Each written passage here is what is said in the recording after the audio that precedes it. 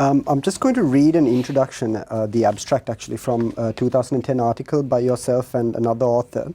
Quote, when it comes to women, Sri Lanka has always been talked about as an anomaly.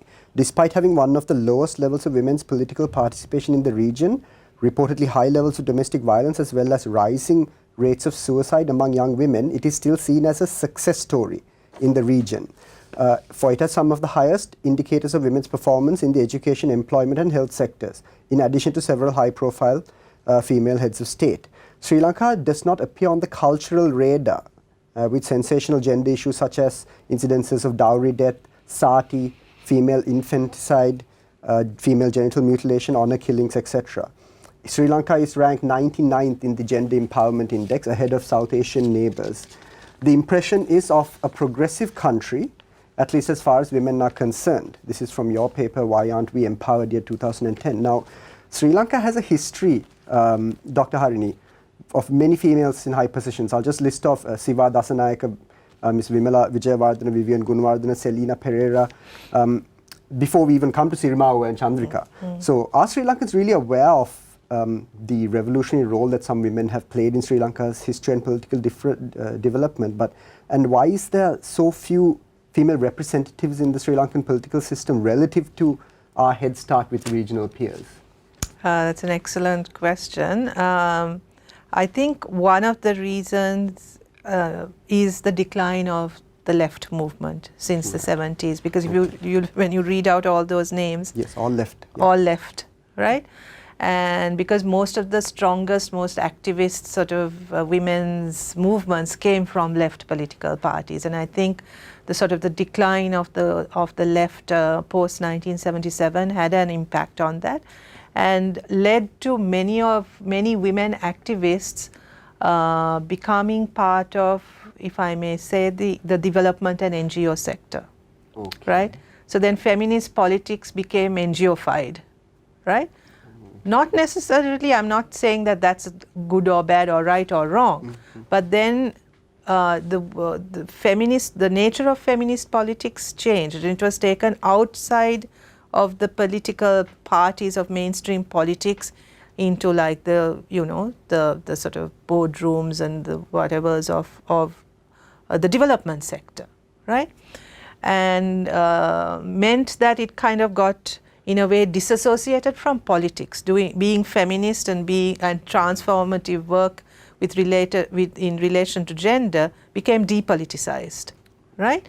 And I think that's problematic. Okay, so in a way, that's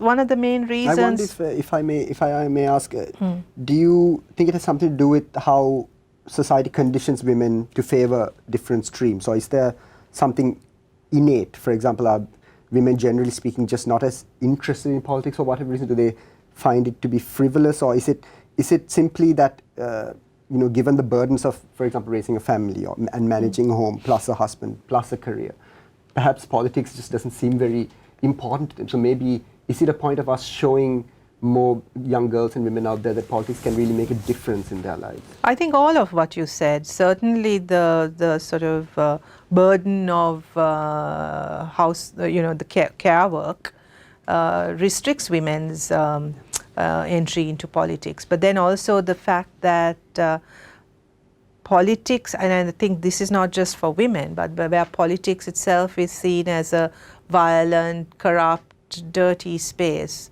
no one in their right minds would enter a political space, right? So you become sort of, even what we talked about earlier, this sort of very self-conscious need to maintain Aragalaya as apolitical by some, right? When it's clearly not apolitical.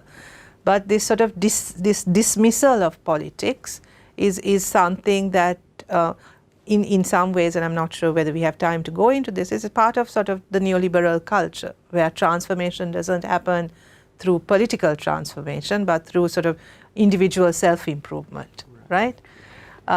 So you sort of have less emphasis on solidarity, movement building, collective organizing, right? And that impacted on politics in general, especially for women who thrive in kind of collective work, in solidarity building, in movements, right? Because it's those networks that have sustained and helped them to be engaged in work outside in the public, right? So I think there's all of those reasons which have led to such a poor representation of women in the political space. And there are very specific issues such as the tax on sanitary napkins. Now, it's a very straightforward issue. It's not really been engaged in any meaningful way by many MPs.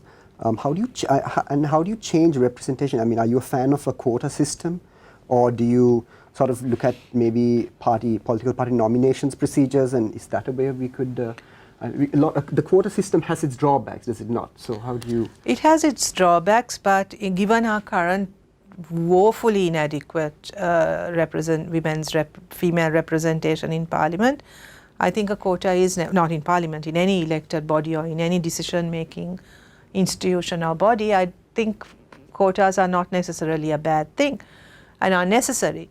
But quotas is not the be-all and end-all of women's representation. I think we also need to take account of